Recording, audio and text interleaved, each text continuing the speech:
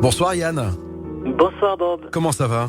Eh ben super bien, comme d'habitude. Bon, je suis ravi de vous retrouver. À chaque fois, c'est un vrai bonheur parce que ça nous permet de nous raccrocher à la nature, cette si jolie nature que je prends en compte de plus en plus. Et c'est un peu grâce à vous parce que j'ai regardé en fait, et je regarde mon jardin entre vous et les gens que je reçois et qui proposent une autre agriculture, un autre environnement. Finalement, je me dis que cette nature, on la malmène un petit peu trop. Dans tous les cas, moi, je la regarde différemment et j'avais envie ce soir de mettre un coup de projo sur ces elfes, ces dragons, en sachant que vous êtes chercheur en géobiologie et en bioénergie, explorateur du monde de l'invisible, et puis vous êtes animateur de formation et auteur de plusieurs livres. Alors Yann, on va essayer d'en savoir plus sur les dragons, parce que vous nous aviez donné la chance d'avoir un dragon dans le studio. Peut-être que tout à l'heure on aura un dragon qui reviendra, hein, on verra. Je passe. Bon, je pense. Votre première rencontre avec un dragon, c'était quand ? Alors, en fait, j'ai rencontré la première fois un dragon en 2003 à Avebury en Angleterre. J'étais parti pour la 3e année étudier les crop circles. Et Avebury, c'est un endroit où il y a beaucoup de crop circles et en même temps, c'est un ancien lieu où il y a beaucoup de mégalithes, beaucoup de mystères. Ouais. Et en fait, j'étais en train d'étudier les mégalithes, les vortex, tous les trucs de géobiologie qui me passionnent. Quand sur la prairie, j'ai découvert une masse énergétique qui aurait pu être un esprit de la nature, à part que c'était beaucoup plus gros, ça ressemblerait plutôt à un éléphant, on va dire, à quelque chose de très gros. Ouais. Et là, je me suis dit, tiens, mais qu'est-ce que c'est nouveau. Bon, j'ai l'habitude que quand je voyage quand même pas mal dans le monde entier, je découvre souvent des êtres que j'avais pas répertoriés. Et là, il y a 10 ans, j'étais un peu à mes débuts de répertorier tous ces êtres-là. Mmh. Et je n'avais jamais rencontré de dragon. Mmh. Et finalement, en essayant de voir avec cette masse énergétique, moi je suis pas clairvoyant, donc je voyais une forme qui ressemblait évidemment à un dragon ou à un éléphant, quelque chose d'assez gros. Mmh. Mais finalement, j'ai essayé de rentrer en communication avec cette présence en lui disant, mais écoute, si tu es une présence qui peut communiquer avec moi, déplace-toi de 10 mètres vers la gauche, par exemple. Mmh. Et la présence s'est déplacée. Donc, j'ai bien vu qu'elle pouvait m'entendre par télépathie. Et là, j'ai commencé à lui poser des questions. Et c'est là qu'elle m'a révélé qu'elle était un dragon. Mmh. Donc, j'étais fou de joie parce que je savais que les dragons existaient, mais je n'en avais jamais rencontré auparavant. Et c'était ma rencontre avec ce dragon, c'était quelque chose de merveilleux pour moi. Et donc, du coup, j'ai tout de suite essayé de lui exprimer ma joie. Enfin, il a dû le sentir. Et en même temps, ce que j'avais vraiment envie de faire, c'était d'essayer de l'apprivoiser pour qu'il me suive et qu'on puisse avoir de multiples échanges et conversations. Depuis, je me suis rendu compte que des dragons, il y en a partout. Évidemment, on en trouve en France, on en trouve dans la région où j'habite. Mais à l'époque, vu que le premier que j'avais découvert, c'était en Angleterre, je pensais qu'ils étaient très rares et qu'il y en avait que quelques-uns à droite à gauche. Ouais. Donc je voulais vraiment l'apprivoiser et c'est ce que j'ai fait. J'ai demandé à ce dragon, j'ai dit écoute, moi je suis un chercheur, j'étudie les mondes invisibles, les présences et tout, et j'aimerais mieux vous connaître. Est-ce que tu es d'accord pour passer un certain temps avec moi et puis après tu reviendras dans ta ville, dans ton village de Avebury. Et là il m'a dit ok, il a été d'accord de vouloir me suivre. Donc au début je savais pas comment faire, donc j'ai dit de monter sur le toit de la voiture puisque nous on était en voiture. Ouais. Et donc, il me suivait toujours sur le toit de la voiture. Il n'y a que quand on est rentré en France, on a pris le bateau. Et là, je lui avais demandé d'être sur moi. Et là, il n'a pas aimé du tout d'être dans le bateau, parce qu'un bateau, c'est tout en ferraille. Et lui, il se sentait sûrement très étriqué là-dedans. Il était mal et j'ai senti. Donc, moi, je suis allé sur le pont. Il s'est envolé, il s'est installé sur une cheminée du bateau. Et là, il est resté tout la traversée sur la cheminée du bateau. Et j'ai compris que les dragons, à ce moment-là, ils aimaient beaucoup être en hauteur et ils aimaient beaucoup les fumées. Ils aiment beaucoup quand ça fume, que ce soit de l'encens, que ce soit des volcans. Ah, c'est marrant, ça. Voilà. Et donc, j'ai continué après ma route avec lui et il est resté chez moi quelques mois. Et j'ai pu faire connaissance avec ces êtres qui ne sont pas des esprits de la nature tels qu'on peut se les imaginer. Mmh. C'est vraiment une hiérarchie d'êtres à part, une hiérarchie spirituelle dont le premier est dans des dimensions, on va dire au niveau des elfes, 7e dimension, 9e dimension, ça commence là.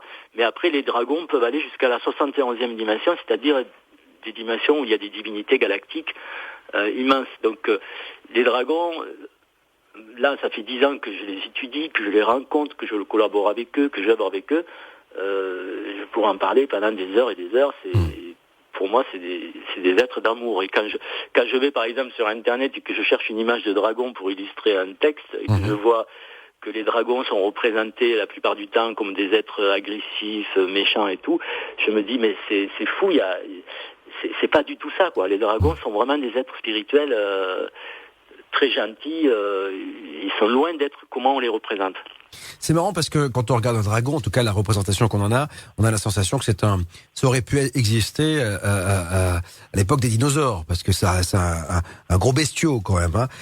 Oui. D'ailleurs, ils disent, alors moi je leur ai posé évidemment toutes ces questions, mais est-ce que vous avez, parce que vu que dans les religions on dit que voilà, tel archange maîtrisait tel dragon et tout, je me suis dit peut-être qu'au Moyen-Âge il y en avait encore, et en fait ils m'ont dit non. Mais ils ont quand même existé dans la troisième dimension, mais c'était au temps des animaux préhistoriques. C'était donc il y a des millions d'années. Et apparemment, ils auraient disparu vraiment physiquement de la planète il y a plus de 12 000 ans, en même temps qu'il y a eu les bouleversements de l'Atlantide et tout ça, et le renversement peut-être de l'axe des pôles. Là, apparemment, tous les dragons auraient disparu du monde matériel, ils se sont retirés, et bizarrement, ils sont réapparus il y a à peu près...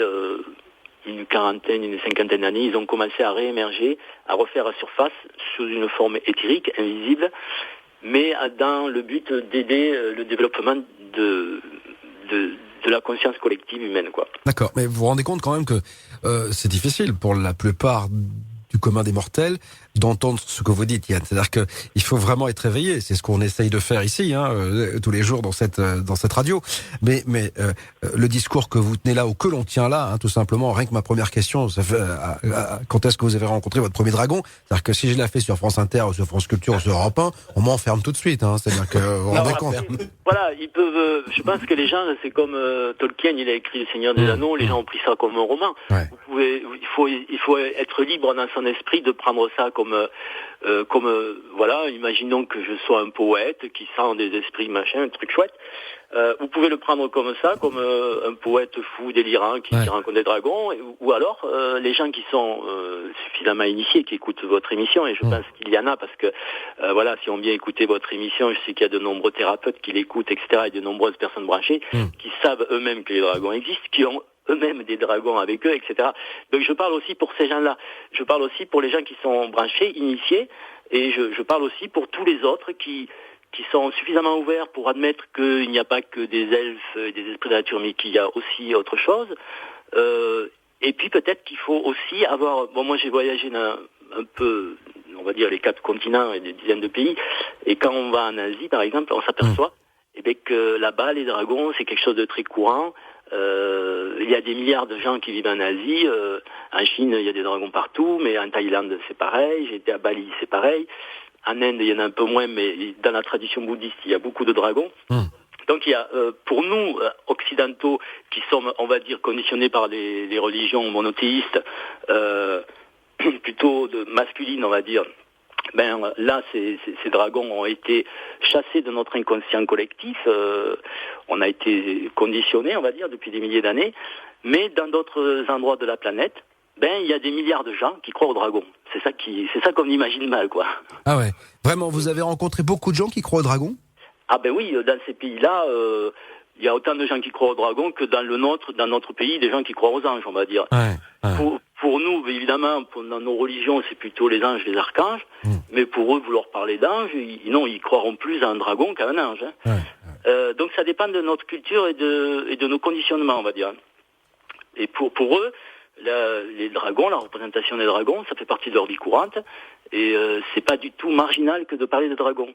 Et d'ailleurs, dans une autre émission, je vous le disais, à Bali, par exemple, eux, les gens croient aux esprits, même en Thaïlande, ils ont tous des hôtels devant chez eux, avec des petites maisonnettes. Moi, je connais bien la Thaïlande. Tout ça. Quand je leur disais que je communiquais avec les esprits, pour eux, c'était quelque chose d'un peu extraordinaire, mais pas plus que ça, puisqu'ils savaient que les esprits existaient. Alors qu'en France, quand on dit ça, on passe tout de suite pour un fou, parce que les gens, ils ont même un doute sur l'existence des esprits, quoi. Oui, c'est ça. C'est-à-dire qu'on a la sensation qu'en Asie, il y a quand même une évolution, un éveil beaucoup plus prononcé. Au moins à ce niveau-là, oui, au niveau de certaines choses, je pense qu'en Occident, on a aussi des choses pour lesquelles on est peut-être plus en avance. Par exemple, pour la nourriture bio, etc., on trouve beaucoup plus de gens qui travaillent sur le bio en Occident qu'en Asie, quand même. Donc il y a des sujets sujets pour lesquels, en tout cas au niveau des dragons, là-bas, moi je m'éclate quand je vais là-bas, je ramène toujours des statues de dragons, et puis leur temple, à chaque temple il y a plein de dragons, enfin là-bas c'est des pays où il y a beaucoup de dragons, et d'ailleurs quand je suis allé à Bali faire des recherches exclusivement sur les dragons, j'ai découvert 7 nouvelles races de dragons que j'avais jamais recensées ici dans nos pays. Quelles sont ces différences entre ces races ? Alors d'abord, ils sont pas tous dans la même dimension, c'est-à-dire qu'ils sont pas tous sur le même niveau de fréquence, et ils n'ont pas la même forme, ils n'ont pas la même couleur. Bon alors ça, je les ai pas vus, mais je leur ai demandé. Moi, ce que je peux faire, c'est que je sens la forme. Ça, je peux sentir si c'est par exemple, les dragons chinois, ils sont très longs comme des serpents. Ils peuvent faire des dizaines de mètres de long et parfois ils n'ont ni ailes ni pattes, c'est comme des grands serpents. Mmh. Parfois il y en a qui ont des ailes. Donc il y a plein de variétés de dragons. Et à Bali, j'en ai même rencontré des dragons qui étaient plutôt debout et qui sont comme assis sur leurs pattes arrière avec les 2 pattes de devant très petites et qui ont plutôt une forme de statue debout, on va dire, quand ils sont au repos, un peu comme un chat quand il est assis. Et alors il y a des dragons les dragons ont plein de fonctions diverses. Ouais. Souvent ils sont quand même représentés comme gardiens des lieux sacrés, gardiens des temples, mais ils ont d'autres fonctions. Hein. Ça c'est un peu la fonction la plus imagée qu'on leur a donnée. Dites-moi Yann, qui leur a donné l'envie de revenir nous aider, parce que vous dites qu'ils sont revenus il y a 40-50 ans. Est-ce qu'il y a une conscience supérieure qui leur a demandé un coup de main finalement, de nous donner un coup de main ? Alors je pense que la conscience supérieure, c'est un peu eux aussi. C'est pas qu'une conscience supérieure, c'est que il y a des dragons de niveau qu'on ne peut pas imaginer, qui sont dans des dimensions inimaginables et qui ont, je pense, suffisamment de libre arbitre pour décider qu'ils vont monter à la surface et qu'ils vont aider les humains. Bon, d'abord parce qu'ils aiment beaucoup cette planète, notre planète, parce que sinon ils pourraient partir ailleurs aussi. Ils ont quand même les capacités de voyager entre les planètes.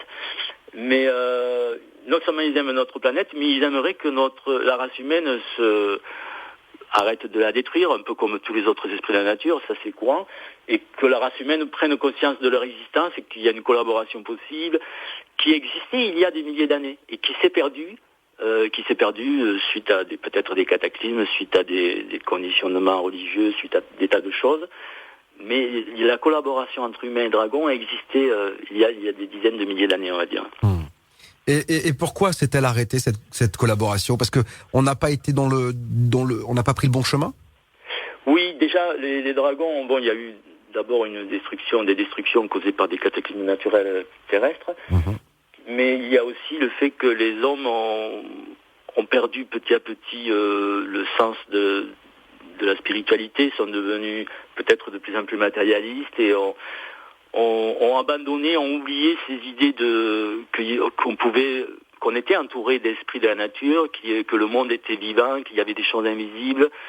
Petit à petit, tout ça, on va dire, les hommes se sont fait plus ou moins conditionner, manipuler depuis des milliers d'années. Je veux dire, et là, ça a été une des raisons pour lesquelles quand les dragons, apparemment, ils sont revenus, parce qu'après les cataclysmes, ils sont remontés à la surface quand même.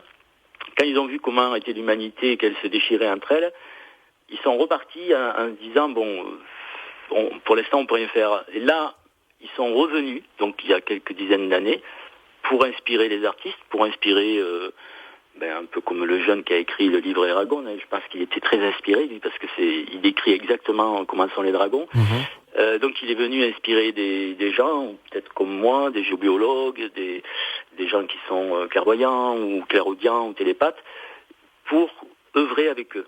Donc ils sont repartis, on va dire, à la conquête pas de la race humaine, mais à la conquête d'une nouvelle harmonie avec la race humaine, on va dire.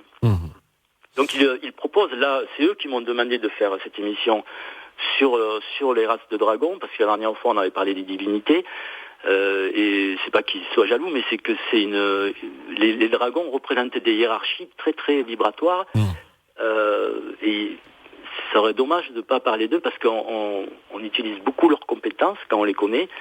Ils savent faire des tas de choses, ils sont vraiment pour moi des êtres merveilleux. Mais dites-moi, sont-ils confiants en l'homme ?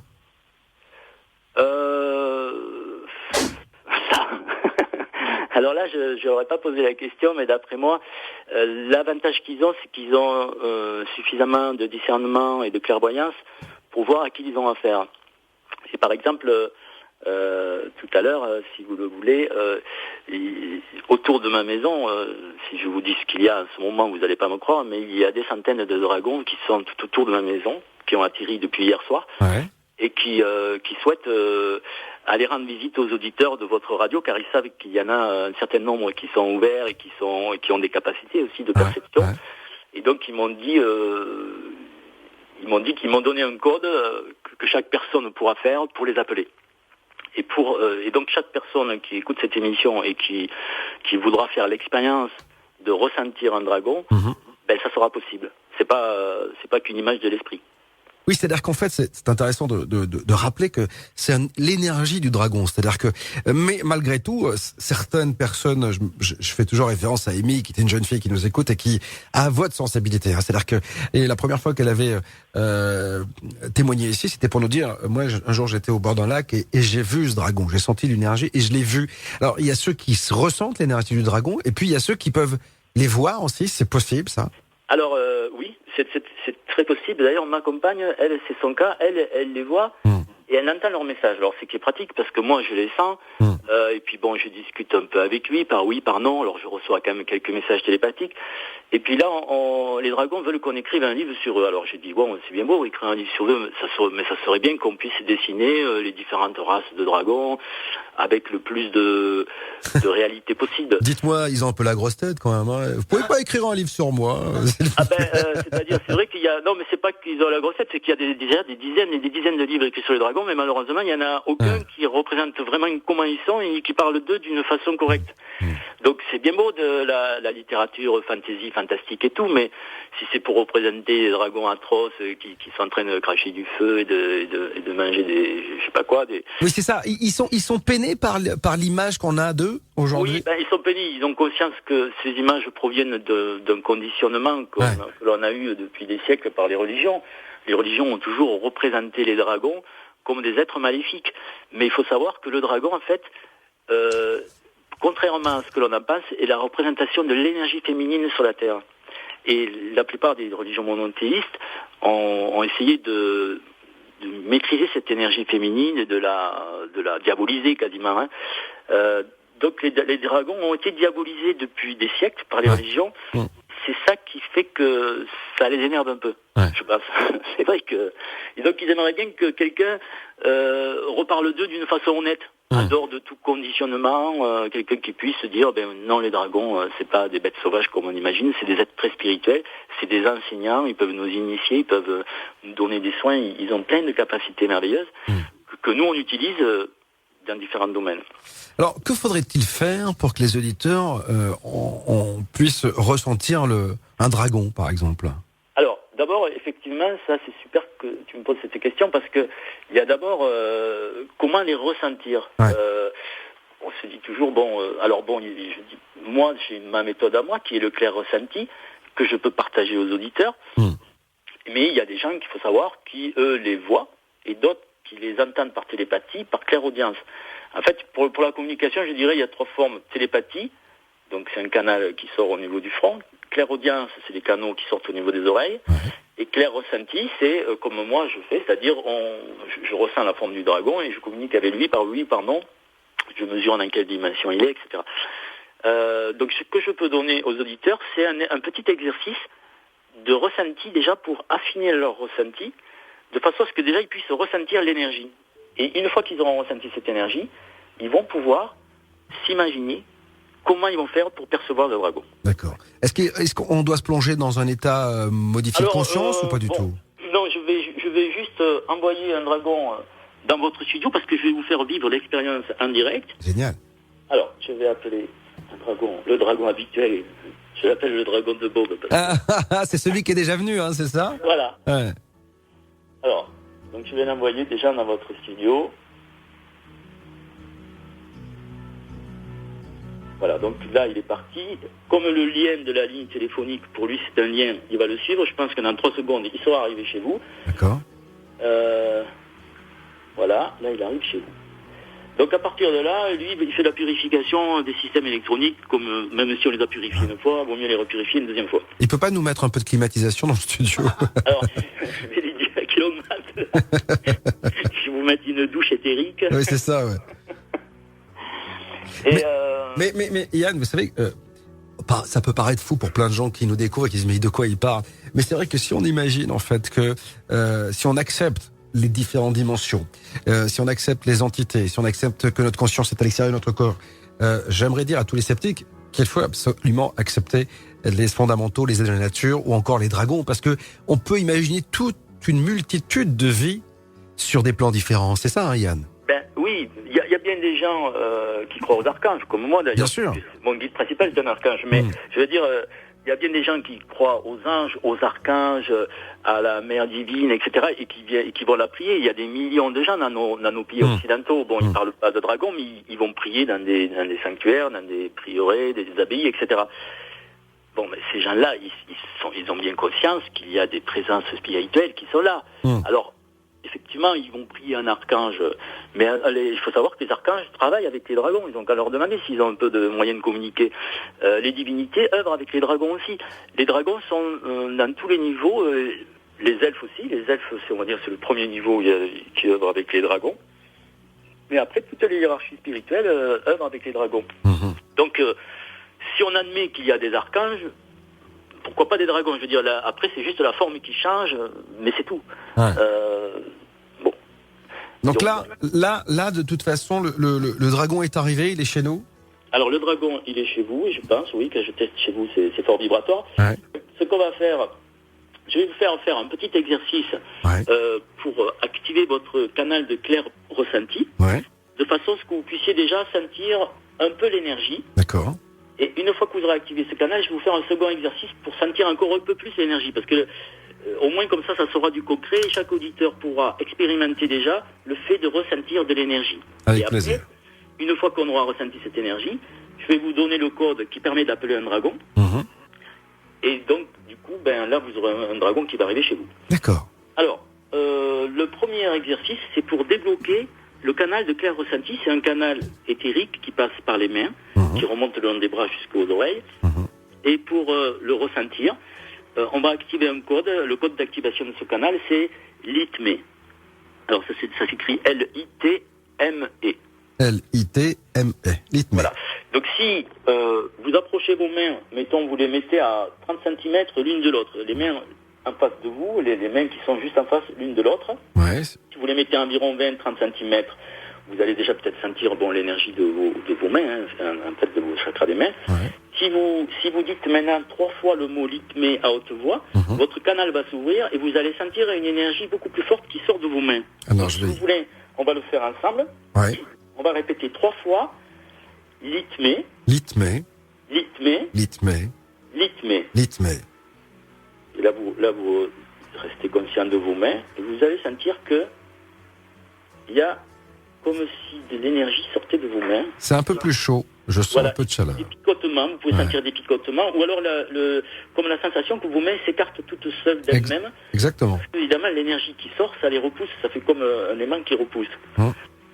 Donc ça, c'est pour ouvrir ce canal de clair ressenti, ce qui permet ensuite, avec ce canal de clair ressenti, que si vous avez une présence qui vient, que ce soit votre ange gardien ou un dragon, vous allez sentir une bulle d'énergie qui arrive, avec laquelle vous allez pouvoir éventuellement déterminer la forme ou éventuellement la position par rapport à là où vous êtes.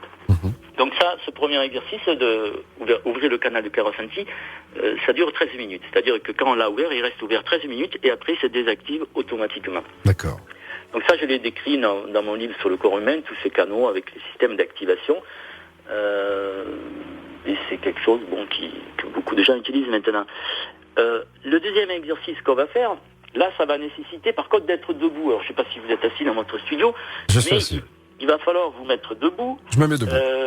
Et puis, on va activer un autre système interne qui va déployer une énergie autour de notre corps. D'accord. Ce système interne, je pense que vos auditeurs en ont entendu parler, ça s'appelle la Merkaba. Je ne sais pas si personne vous en a parlé. Moi, c'est la première fois que j'entends ça. Mais... Ah bon? Ouais. Alors, parce qu'il y a je sais que vous faites pas mal d'émissions quand même sur les trucs un peu ésotériques. Donc, la Merkaba, c'est ce qu'on appelle le véhicule de lumière. C'est un véhicule subtil qui se trouve au niveau du corps bouddhique. D'accord. et qui fait que quand on l'active, ça crée un champ d'énergie en forme de disque autour de nous, D'accord. suffisamment puissant pour qu'on puisse ressentir cette énergie. La Merkaba, ça s'appelle. Merkaba, ça s'appelle M-E-R-K-A-B-A-H, ça s'écrit. D'accord.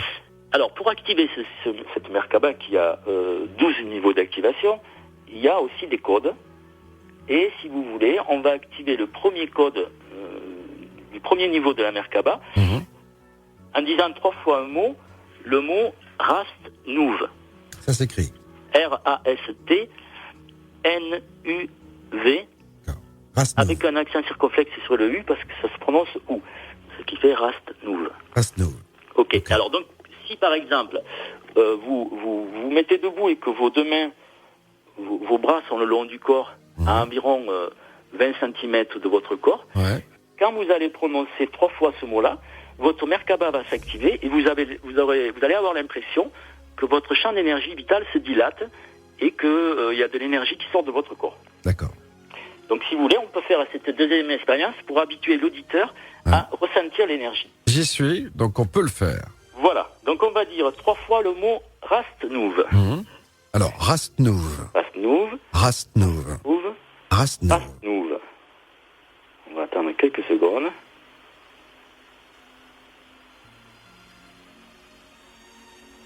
Ah, c'est pareil, je sens des picotements dans les doigts.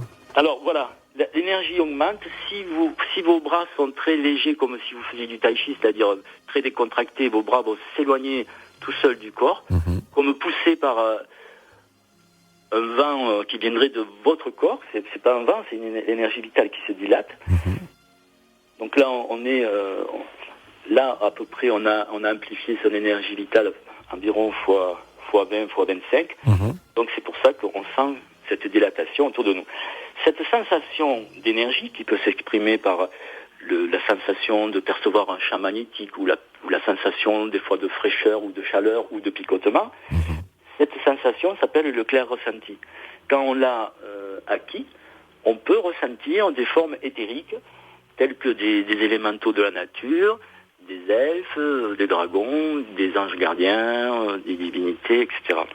Mais dites-moi, Yann, comment peut-on différencier un elfe d'un dragon ou d'un gnome, etc. C'est quoi? C'est la puissance de l'énergie, la différence? Alors, il y a d'abord, oui, une question de puissance d'énergie. Il y a une question de fréquence aussi. Les elfes, ils sont dans des fréquences qui sont dans la 5e et 7e dimension et jusqu'à 9e pour le souverain des elfes d'Agda. Alors que selon la fréquence, si vous voulez, les fréquences, c'est un peu comme à la radio, vous avez des gammes de fréquences. Et là, c'est pareil, il y a des gammes de fréquences qui sont proches de notre réalité de la 3e dimension. Et puis, en fait, c'est que par un nombre impair. Il y a la 5e dimension, la 7e, la 9e. Sachant que les fréquences paires, comme la 4e dimension, la 6e, etc., ça c'est le bas astral. Les fréquences paires, ce sont des dimensions intermédiaires dans lesquelles peu d'êtres vivent, à part justement ceux qui ont des problèmes, on va dire. Et dans les fréquences impaires, nous allons trouver jusqu'à la 71e dimension tout un tas d'êtres. Donc, un des moyens de les reconnaître, c'est dans quelle fréquence ils sont. Parce qu'évidemment, il y en a, par exemple, les archanges sont dans la 13e et 71e dimension. Les anges sont dans la 7e et 9e. Enfin, et il y a, on va dire, pour chaque être, ils ont des dimensions bien spécifiques dans lesquelles ils se manifestent. Donc, il y a la dimension. Il y a aussi la forme. Par exemple, les archanges les plus courants qu'on rencontre, ils font 16 mètres de haut pour 1 mètre de diamètre, 1 mètre 50 de diamètre. Ah oui, quand même, c'est grand, quoi. Alors, un archange, c'est plus grand qu'un ange. Les anges, ils font entre 7 mètres et 8 mètres 50. L'archange est déjà plus grand. Le dragon, lui, par contre, sa dimension, enfin, sa forme peut aller... Il y en a qui sont énormes. J'en ai rencontré qui sont gros comme des montagnes. C'est-à-dire, nous... à notre échelle, ils nous paraissent énormes. Mais la forme du dragon la plus courante, c'est par exemple 5-6 mètres de haut pour 10 mètres de long. Alors dites-moi, Yann, quand le dragon est dans le studio, comme il l'a été, il est venu nous voir. Oui. Est-ce que cette taille, comment il fait Alors, il faut savoir qu'ils peuvent se concentrer, on va dire. Se rassembler, en fait, c'est ça. J'ai même fait l'expérience un jour de demander à un dragon de rentrer dans un cristal. Mais il l'a fait. Alors le cristal, il était très très vibratoire. À 50 cm du cristal, on avait l'impression de prendre de l'électricité dans les mains. Donc ça lui donnait un effort, mais il avait réussi à se concentrer. C'est-à-dire un dragon peut soit envoyer une émanation plus petite de lui-même s'il est gros comme une montagne, soit se concentrer et se réduire de façon à ce que vous puissiez sentir un peu ses déplacements. Mais sinon, il y en a qui sont très gros et que même en se réduisant, ils rentrent pas vraiment bien à la maison, on va dire. Et donc, pour ça, on a une façon de communiquer qui est assez originale et que je vais vous faire partager avec tous les auditeurs, mais quand les gens auront appelé leur dragon. Parce qu'après, c'est bien beau d'appeler son dragon, d'appeler un dragon. Les dragons sont d'accord pour collaborer avec les humains. Ceux qui vont décider parmi vos auditeurs de faire l'expérience, parce que comme moi je dis toujours, ne me croyez pas, on va vivre l'expérience ensemble. Vu que parmi vos auditeurs, je suis sûr qu'il y a des centaines de gens qui sont sensibles, vous allez en avoir à la moitié qui vont sentir quelque chose. Bien sûr. Donc on va faire l'expérience, c'est-à-dire que les dragons qui sont OK pour répondre aux appels qui vont être lancés par les auditeurs, ils vont arriver chez l'auditeur et après je vous expliquerai comment on peut faire pour le sentir et comment on peut faire pour communiquer avec lui d'une façon la plus simple possible. Alors il y a, mais comme je le disais, il y a 3 manières de communiquer avec eux. Bon, il y a là, premièrement la télépathie, donc c'est un canal que nous avons au niveau du front qui peut s'activer par un mot aussi d'activation, c'est Tutchka. Ça s'écrit T-U-T. T-U-T. C-H. C-H-K-A. D'accord. Tutchka. Le U avec un accent circonflexe qui se prononce OU. Si vous dites 3 fois ce mot-là, vous avez déjà le canal de télépathie qui s'active, donc qui augmentera un peu votre télépathie. Je ne dis pas que quand on active les canaux, on devient instantanément télépathe, évidemment, mais ça permet d'aller mieux. Il y a, on peut les entendre aussi par clairaudience quand les êtres invisibles sont près de vous. Vous pouvez les entendre par clairaudience, là c'est le canal des oreilles. Et puis, par clair ressenti, il y a une expérience assez intéressante à faire avec les dragons. Car, vu que des fois ils sont très gros, on ne peut pas leur dire tu te déplaces à gauche ou à droite, vu que déjà ils prennent toute la pièce, quoi, en gros. Donc l'expérience c'est de se faire traverser par eux. C'est-à-dire qu'on demande aux dragons de se mettre devant soi. Alors là, pour les gens qui auront activé leur canal de clair ressenti, ils vont sentir des picotements comme une masse d'air, on va dire, qui pique ou qui pique pas vraiment, mais qui vibre, qui rentre en vibration. Et ce qu'on leur dit, on leur pose une question, par exemple, si tu es vraiment un dragon, tu me traverses et tu vas derrière moi. Et quand le dragon, il vous traverse, vous sentez vraiment, comme quelque chose qui vous repousse en arrière, comme un gros courant d'air, on va dire. Et c'est une façon de communiquer qu'on donne aux débutants, dans le sens où ils ont une perception physique du dragon. Parce que la télépathie, c'est quand même plus dur à développer, la clairaudience aussi, il y en a peu qui l'ont, mais parmi vos auditeurs, je pense qu'il y en a qui le sont. Par contre, les dragons m'ont dit qu'ils ne communiquaient pas par médiumnité, donc ça, pour les médiums, c'est plus dur. Les télépathes, les clairaudiences, ça marche, et le clair ressenti, ça permet, disons, de pouvoir avoir une sensation corporelle. Non, mais surtout, ça permet à tout le monde finalement de la ressentir, parce que la médiumnité, elle n'est pas donnée à tout le monde non plus. Oui, voilà. D'ailleurs, au dernier, j'ai fait une journée découverte à Grenoble il y a pas longtemps, où il y avait une 50aine de personnes, et un des exercices qu'on a fait, on avait mis les gens sur on va dire un randonnion, entre guillemets, plusieurs personnes, et on avait demandé à un dragon de prendre l'élan et de foncer à fond sur eux pour les déstabiliser. Je peux vous dire, alors on avait fait plusieurs rangées parce qu'il y avait beaucoup de gens, je peux vous dire que la première rangée qui se prenait le dragon en plein, elle titubait, et après la deuxième un peu moins, la troisième, et après au bout de la 4e ou 5e rangée, ça faisait presque plus d'effet parce que ça le freinait énormément au dragon. Est-ce que le dragon peut être joueur ? Ah oui. Tous les êtres spirituels ont beaucoup d'humour. C'est une image, on va dire, d'Épinal, de croire que ces êtres spirituels sont très tristes, très... Ah non, ils sont très joyeux, très pleins d'humour, et je pense que s'ils étaient tristes, ils seraient pas crédibles, quoi. Le seul truc qui peut les rendre tristes, c'est de voir que la planète est en train de partir en live, qu'il y a de la radioactivité un peu partout. Enfin, ça, c'est sûr que ça fait pas plaisir, mais ça, c'est comme pour nous, C'est sûr. Et dites-moi, Yann, est-ce que les dragons n'interviennent que sur notre planète, ou est-ce que ce sont des êtres de l'univers ? Ah non, c'est des êtres de l'univers. Alors il y a effectivement des dragons terrestres qui vont jusqu'à la 24e dimension. Il y a des dragons de l'intraterre qui eux aussi vont jusqu'à la 24e dimension. Donc eux, ils vivent plutôt dans la terre creuse ou dans la croûte terrestre. Et il y a des dragons lunaires de la 24e dimension et des dragons solaires de la 24e dimension. Mais après, au-dessus de la 24e dimension, on appelle ça des dragons stellaires. C'est-à-dire, il y a des dragons qui viennent des étoiles, il y en a qui viennent d'Orion, il y en a qui viennent des Pléiades, il y en a qui viennent d'autres étoiles que je ne connais pas. De Vega, il y en a en tout cas. Il y en a évidemment de la constellation du dragon. Il y a des dragons qui viennent des étoiles. Et d'ailleurs, il y a des dragons des étoiles qui se sont présentés, des dragons d'Orion, qui souhaitent... alors là, ce qui est assez étonnant, c'est qu'ils sont d'accord, il y en a un de leurs émissaires, qui est d'accord pour donner son nom. Ce qui est très rare, parce que les dragons, quand ils vous donnent leur nom, c'est comme si vous faisiez un peu un cadeau...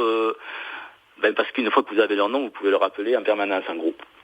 Donc il y en a un dragon de la... on appelle ça les dragons de la nouvelle octave d'Orion, qui sont arrivés, dans les Pyrénées le 26 mai 2010. Il y a 17 000 dragons d'Orion qui sont arrivés sur notre planète pour aider les humains à franchir le cap que nous allons bientôt franchir, on va dire, ou que nous sommes en train de franchir. 17 000 ? Il y en a 17 000 qui sont arrivés d'Orion, mais pour toute la planète. Ils sont arrivés dans les Pyrénées parce qu'il y avait une initiée au dragon qui a ouvert une porte stellaire qui leur a permis ce passage. Donc ça, que les gens y croient ou pas, c'est pas grave, il n'y a rien à croire. Donc à partir de là, si vous voulez, vous pouvez appeler l'émissaire de ces dragons. Et cet émissaire s'appelle Lykiam. Lykiam. C'est le seul qui m'a autorisé à donner son nom. D'accord. C'est intéressant. Ça s'écrit L-I-K-H-I-A-M. D'accord, Lykiam. Lykiam. Lui, c'est un dragon des étoiles, d'Orion. D'accord. Et lui, comme c'est un émissaire, qu'est-ce que ça veut dire un émissaire ? Un émissaire, il va pas devenir votre copain et rester avec vous, mais lui, ça veut dire que tout le monde peut l'appeler, mais que par contre, si vous lui dites à l'émissaire, tiens, j'aimerais bien que tu me présentes un des dragons d'Orion, s'il y en a un qui est disponible et qui veut passer un moment avec moi pour m'enseigner, pour m'apprendre à communiquer, etc., lui, il va vous en présenter un. Génial. Donc ça, c'est un des dragons, une des possibilités. Sinon, je vous dis, il y en a une... Je sais pas, j'ai pas encore compté combien il y en avait autour de chez moi, mais c'est rempli tout autour, tout le village là est rempli de dragons, qui attendent pour aller voir les auditeurs. Et là, il y a des dragons d'un peu de toutes sortes. On va dire. Ils sont prêts à partir, quoi, en fait, c'est ça. Ah oui, ils sont prêts à... ils ont tellement peu d'opportunités. D'ailleurs, ils vous remercient de faire cette émission parce que c'est très osé, quelque part, dans notre civilisation aujourd'hui, de faire une émission sur les dragons. Bon... Il faut déjà tomber sur quelqu'un qui n'a pas peur de passer pour fou comme moi, et il faut tomber sur quelqu'un comme vous qui n'a pas peur de faire des émissions de folie. Donc les dragons vous sont très reconnaissants. Et d'ailleurs, il y a la dragonne qui m'a aidé à préparer l'émission, m'a dit qu'il y avait un dragon pour Bob et qu'il y a un dragon qui aimerait rester avec toi. Donc, ah ouais ? Parce que tu vas avoir un dragon qui va rester, t'étonne pas. Ah génial, c'est-à-dire qu'en fait il va rester avec moi tout le temps. Ouais. Après il reste avec toi, alors après... Soit il est près de toi, soit il est sur le toit de ta voiture, soit sur le toit de la maison. Bon, ils aiment bien être en hauteur. Hein. Ah, j'adore. Si c'est dans un immeuble, il sera peut-être au sommet de l'immeuble. Non, c'est dans une maison. Donc, au-dessus de ma maison, c'est ma femme qui va être contente. il y aura un dragon. Donc, c'est génial. Donc, en fait, c'est top. Donc, si je fais tout ce qu'on a dit tout à l'heure, par exemple, en répétant les mots... ça, on peut le répéter chaque fois qu'on veut augmenter son clair ressenti. Voilà, Merkaba, c'est pas la peine. C'était juste pour faire un exercice de dilatation, mais... Au moins, chaque fois qu'on veut ressentir un truc invisible, on fait ce mot rythmé qui active le canal de clair ressenti. Ça, c'est la base du clair ressenti. Et après... Alors, pour la télépathie, c'est Tuchaka, c'est ça ? Alors, c'est Tuchka. Tuchka, ça active le canal de télépathie. Ça, c'est pour les gens qui reçoivent... En réalité, quand on dit qu'on parle en clair ressenti, il y a une partie qui passe en télépathie, qui me permet de poser les bonnes questions. Par exemple, il va m'envoyer en télépathie... que c'est un dragon qui a la capacité de charger les cristaux, par exemple, moi je vais l'entendre, je vais lui demander, est-ce que tu m'as bien dit que tu es spécialiste des cristaux, par exemple ? Il va me dire oui ou non. Donc la télépathie me permet de poser la bonne question, et le clair ressenti de confirmer pour voir si ma télépathie n'est pas issue, par exemple, de mon imagination, ce qui peut arriver parfois. Donc les dragons qui veulent donc aller vers les auditeurs souhaitent que les auditeurs activent un système interne qui va leur permettre de reconnaître qui est l'auditeur, en fait, parce qu'ils le verront, évidemment, pas comme nous, on le voit. Hein. Alors, j'aimerais juste dire à tous ceux qui nous écoutent que si jamais vous ressentez, vous voyez, ou en tout cas vous entendez, eh bien, n'hésitez pas à nous en faire part sur le Facebook, ou alors par mail, contact@bob-toutelavérité.fr. C'est super intéressant d'avoir votre retour. Ah oui, puis moi aussi ça m'intéresse et j'irai voir sur combien il y a d'auditeurs qui ont participé à cette expérience. Mais bon, moi j'aurai le retour par les dragons qui me diront, il y a eu 50 auditeurs qui ont eu un dragon. Enfin, moi j'aurai mes statistiques personnelles. Hein. Vu que eux, ils savent, ils sauront bien qu'est-ce qu'ils ont fait, ils me le diront. Alors, pour les auditeurs, bon, maintenant qu'ils ont su qu'on peut activer le canal éclair ressenti, qu'on peut ressentir, je vais vous expliquer comment activer un plexus qui s'appelle le plexus angélique et qui va permettre de faire sortir une couleur de votre corps qui va attirer un dragon. Donc, pour les auditeurs qui souhaitent appeler un dragon, il va falloir dire 3 fois le mot Waiyu. Alors, ça s'écrit V-H-A I tréma Y U accent circonflexe. D'accord. Et ça se prononce Waiyu. D'accord. Quand vous dites 3 fois ce mot-là, votre plexus angélique se déploie. Et à ce moment-là, une fois qu'il s'est déployé, vous allez, par télépathie, appeler un dragon qui sont autour de chez moi. Donc ces dragons vont partir vers les auditeurs qui les auront appelés et qu'ils pourront reconnaître grâce à ce plexus angélique qui va s'activer chez l'auditeur. Donc, si vous voulez, on peut commencer l'expérience tout de suite. Bien sûr. Donc, on va dire 3 fois le mot Waiyu. Waiyu. Waiyu. Waiyu. Waiyu. Et Waiyu.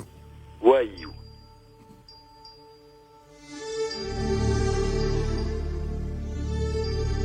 Voilà. Donc là, il y a... En fait, ce plexus permet de faire sortir comme des ailes angéliques derrière nous. Et ces ailes ont des couleurs et que les dragons reconnaissent.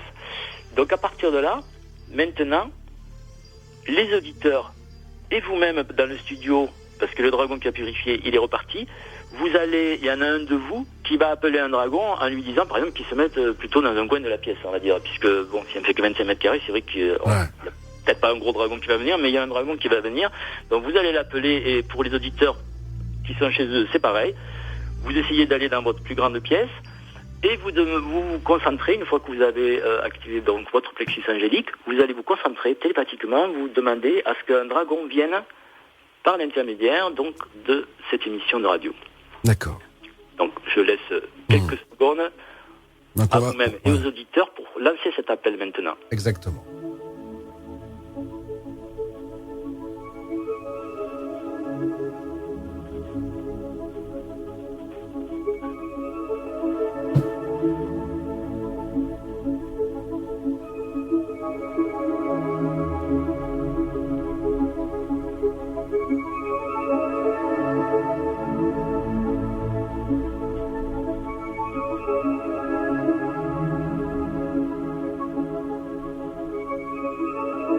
Moi, ça y est, Yann, hein, j'ai demandé. D'accord, donc effectivement, j'ai senti qu'il y a un dragon qui est arrivé chez vous. Donc, à partir de là, je crois que le dragon qui est arrivé, justement, c'est le tien, Bob, c'est celui qui va rester avec toi. Ah, génial. Vu que, voilà, c'est toi qui l'as appelé, sûrement, ou en tout cas, il y en a un qui était pour toi, donc il est parti, je pense, vers toi. Ce qu'on fait ensuite, mettons pour les auditeurs donc, qui ont une salle suffisamment grande, vous allez sentir comme une forme énergétique assez vibrante, on va dire, qui, elle, peut vous entendre par télépathie, à 100%. Donc vous pouvez dire à cette forme, si tu es bien un dragon et pas une illusion, tu vas te mettre, par exemple, de ce côté-là de la pièce. Donc vous lui demandez qu'elle se mette plutôt d'un côté de la pièce. Et puis, ensuite, vous vous mettez face à cette forme énergétique, et vous allez lui demander, en lui posant votre première question, est-ce que tu es vraiment un dragon? Et si oui, tu me traverses et tu passes derrière moi. Quand la forme va vous traverser, vous allez sentir quelque chose qui est de l'ordre presque du physique, on va dire. D'accord. Donc, est-ce que vous pouvez essayer de le faire dans votre studio? Bien sûr. Donc, je demande télépathiquement au dragon. Oui, là, tu peux lui parler télépathiquement. D'accord. Lui, il t'entend. Nous, le problème, c'est qu'on est plutôt sourd, donc pour entendre, c'est plus dur. Mais eux, ils nous entendent très bien. D'accord. Donc, tu lui dis d'aller dans un coin du coin, voilà, dans un coin du studio. Toi, tu te mets au milieu, par exemple, du studio. Tu lui demandes d'aller devant toi. Je vais dire d'aller. Une fois qu'il est devant toi, tu vas lui dire... J'aimerais percevoir ta présence vraiment d'un point de vue physique presque. Est-ce que tu peux me traverser, aller derrière moi et me faire sentir vraiment ta présence, tu vois, D'accord. presque comme s'il allait vous pousser en arrière. Alors, essaye de faire ça pour voir si tu as une sensation déjà. Alors je le fais.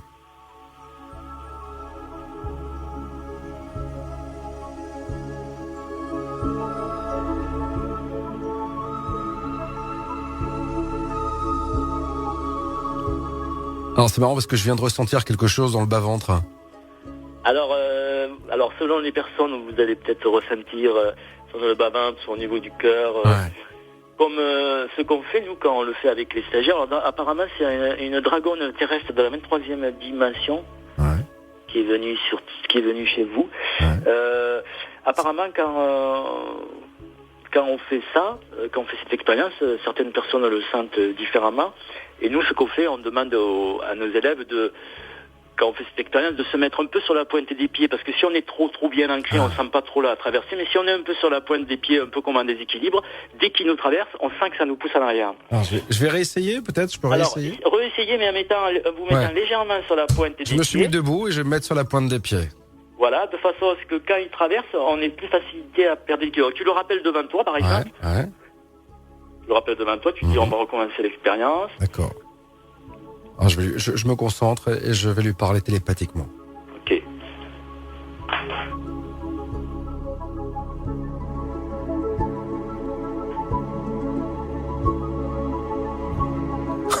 Ah ouais. Il est parti en arrière. Je suis parti en arrière, Yann. Voilà, et c'est ce que moi je suis en train de le faire aussi ici, et ça me fait le même effet. C'est-à-dire on a l'impression qu'il y a quelque chose qui nous pousse. Incroyable. Et donc ça c'est une expérience que l'on peut répéter de multiples fois. Et grâce à ça, on peut communiquer. Alors par exemple, mettons, tu as un dragon. Tu te dis, bon, d'abord la première chose, c'est que j'aimerais savoir son nom, parce que au moins quand je l'appellerai, j'aurai pas n'importe quel dragon qui vient, ça sera le mien. Il va falloir trouver son nom lettre par lettre. Alors genre, tu mets le dragon devant toi, et puis tu dis, voilà, je vais citer les lettres de l'alphabet. Quand ça sera la bonne lettre, tu me traverses. D'accord. Ah ouais. Alors comme ça, au bout, tu cites l'alphabet, tac, un moment il te traverse. Mettons, si ça commence par un K, tu te retournes vers lui, tu lui dis, bon écoute, il m'a semblé que c'était au niveau du K, confirme-moi que ton nom commence bien par un K, et si oui, retraverse-moi. Donc là, il confirme, ok, première lettre K. Bon, au bout de 5 minutes, on a trouvé son nom, et on a comme ça un premier lien avec le dragon, c'est-à-dire qu'on a déjà son nom. Et il faut savoir que les dragons ne donnent pas le nom à n'importe qui. Quand ils donnent son nom, c'est une marque de confiance, parce qu'après, on peut le rappeler dans de nombreuses situations. Alors moi je suis déjà, j'ai 3 lettres déjà, parce que pendant que tu me parlais, Yann, j'étais en train de faire ça. Donc, bah oui, tu penses, j'ai envie de savoir comment s'appelle mon dragon. Donc, oui. Attends, et donc, alors après, ce qu'il faut savoir quand même, et que je préviens les auditeurs, c'est que quand vous avez adopté un dragon, et qu'il va s'installer près de chez vous, dans votre jardin, sur le toit de la maison, il peut vous suivre partout. Et plus il y aura de liens avec lui, plus le dragon, il y a des sentiments qui se créent, on va dire, entre la personne et le dragon. Et le dragon, à la fin, il est capable de vous rendre d'énormes services. Et il faut toujours lui dire, mettons, si vous, je sais pas, si vous allez dans une maison où ça me dit que tout est plombé, qu'il y a des trucs pas clairs. Faut pas dire au dragon, vas-y, enlève tout ça. Il faut toujours lui dire si c'est sans danger pour toi, parce que lui, il est capable de, quand il est fidèle à quelqu'un, il est capable de se faire massacrer pour protéger la personne, quoi. Donc il faut toujours l'envoyer dans des situations en lui demandant toujours si c'est un danger pour toi, de façon à ce qu'il ne s'implique pas dans des situations qui seraient au-dessus de ses forces, parce que bon, toute présence peut rencontrer plus forte qu'elle. Bon, moi j'ai son nom, ça y est. Ah, c'est génial. Je vous demande pas parce que voilà, c'est personnel. C'est personnel. D'accord. Il y a vous que toi qui dois le savoir. D'accord. Voilà. Génial. Éventuellement ta femme ou voilà. Mais c'est quelque chose de personnel, parce qu'une fois qu'on a le nom, après on peut l'appeler sans arrêt. Et donc mon dragon-là va être toujours avec moi, et le jour où j'ai besoin de lui, je peux me confier, lui parler, et il y aura une énergie qui sera retransmise. Ah oui. Donc par exemple, les dragons peuvent faire de nombreuses choses, comme par exemple purifier l'espace, un lieu, la mémoire des murs. Nous, on le fait en géobiologie, purifier la mémoire des murs, purifier un lieu. Mais ils peuvent aussi dynamiser de l'eau, des cristaux. Donc, selon les types de dragons, évidemment, ils n'ont pas tous les mêmes spécialités. Il y en a qui sont, par exemple, spécialistes des soins, qui vont purifier le corps éthérique, d'autres qui vont purifier les lignées ancestral. Ils ont plein on va dire, de capacités. Il y en a même qui purifient l'effet des vaccins. Enfin, selon le type de dragon, ils peuvent faire des soins d'équilibrage du corps énergétique. Donc déjà, au début, quand ça fait connaissance avec un dragon, ce qu'on va lui demander, c'est est-ce que tu as une spécialité ? Est-ce que ta spécialité, c'est plutôt sur le corps humain ? Est-ce que c'est plutôt au niveau de l'eau, au niveau des cristaux, au niveau de...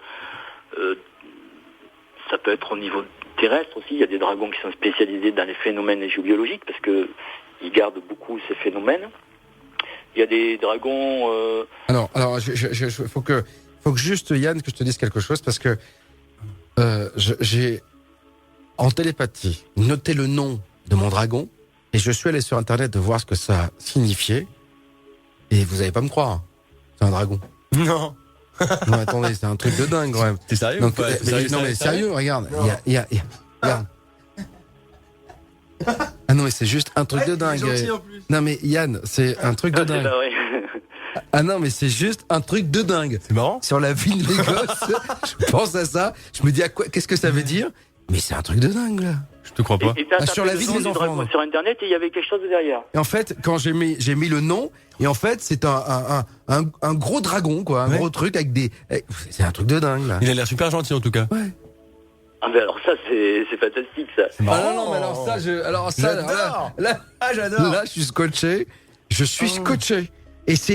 mais je pense qu'il y a un certain nombre de vos auditeurs. Alors pour ceux qui, par exemple, je vais le repréciser, pour les auditeurs qui n'auraient pas vu de dragon arriver malgré qu'ils aient fait tout ce que j'ai dit, ils peuvent appeler l'Ikiam, donc le dragon d'Orion, l'émissaire d'Orion, qui lui, avec son nom, en général, il va venir. Et ils peuvent faire au moins la même expérience avec ce dragon-là. Mais normalement, tous ceux qui ont activé leur plexus angélique ou AIU et qui ont fait l'appel télépathique, il y a des dragons qui vont les accompagner. Alors, pas forcément qu'ils vont les adopter. Hein. Peut-être qu'ils vont rester quelques heures ou quelques jours avec eux. Ou plus, si affinité, si après le dragon, il s'aperçoit qu'il arrive à communiquer avec la personne ou qu'il a un feeling par rapport à cette personne. Ce qui est aussi incroyable avec les dragons, et dont je n'ai pas parlé, c'est que les dragons vivent des milliers d'années et que vous pouvez avoir eu dans d'autres vies des contacts avec des dragons qui eux sont toujours vivants et qui vous ont connu dans d'autres vies. Alors ça c'est encore un truc pas possible parce que moi j'en ai rencontré un comme ça. Un dragon avec qui j'avais travaillé il y a 1000 ans quand je travaillais dans les temples. J'étais au Mexique et je travaillais au niveau des temples mayas, toujours un peu dans mon secteur de géobiologie. Je travaillais avec un dragon que finalement j'ai re-rencontré dans cette ville. Incroyable. Ça c'est assez incroyable, c'est le genre de truc parce qu'on s'imagine toujours que les vies c'est comme pour les êtres humains, 70 ans. Non, les dragons ça vit des milliers d'années. Et c'est assez marrant parce qu'on dit souvent que il y a des gens qu'on rencontre d'une vie à l'autre. Parfois, on a des affinités avec les uns et les autres, on ne sait pas pourquoi. Et ce sont des gens qu'on a peut-être croisés au cours de nos différentes vies. Et là, c'est possible aussi avec les dragons. C'est possible avec les dragons et vous pouvez aussi envoyer un appel, je dis aussi pour les auditeurs, si vous voulez rencontrer un dragon, vous pouvez dire aussi dans votre appel télépathique, s'il y a un dragon que j'ai connu dans une autre vie, est-ce qu'il peut m'entendre en télépathie? Et si oui, qu'il vienne vers moi, par exemple. Ça peut être aussi une façon de rencontrer un dragon avec qui on a déjà des affinités. Bon. Yann, on va être malheureusement obligé de s'arrêter ici parce que l'heure est passée, mais alors à toute vitesse. Moi, ça m'aurait plus d'en parler. Là, les dragons, je vous dis, c'est un sujet. Moi, ça fait 10 ans que je les côtoie, que je communique avec eux. Je disais à celui qui a préparé l'émission, là, comment il s'appelle? Yves Cara. Voilà, que j'avais noté le nom de 57 noms, j'ai 57 noms de dragons qui m'ont révélé leur nom, avec qui je peux travailler, avec que je peux appeler. Et donc pour moi c'est un monde fascinant et je communique à la limite plus avec eux qu'avec les elfes ou n'importe quelle autre créature. Eh ben, dans tous les cas, moi, la grande surprise, c'est d'avoir noté le nom de mon dragon et d'avoir cherché sur Internet et d'avoir une représentation d'un dragon. C'est juste un truc de dingue. Enfin bon, Vous m'envoyez le lien Internet que je regarde ça. Ah ouais, c'est juste, il y a marqué, c'est une créature imaginaire. C'est en dessin animé, hein. C'est-à-dire qu'en dessin animé, il y a un monstre, un monstre hyper sympa, qui est un gros dragon, où il y a un petit gamin qui est au-dessus et tout. Enfin, c'est un truc de dingue, quoi. Donc là, c'est fou ça. Bon, super. Génial. Bon, Yann. Un petit clin d'œil, quoi. Un clin d'œil inattendu. Ah oui, là, ça, c'est sûr. Merci, Yann Lipnik, d'avoir été avec moi ce soir. Bel été, si jamais on se parle pas avant la rentrée. Et puis, passez le bonjour à tous les dragons qui sont dans votre jardin. Puis, D'accord. D'accord. Eh ben, ils vont pas tarder, je pense, à rencontrer tous vos auditeurs. Ouais. À très bientôt. Ok, à bientôt, Bob. Au revoir. Merci. Au revoir.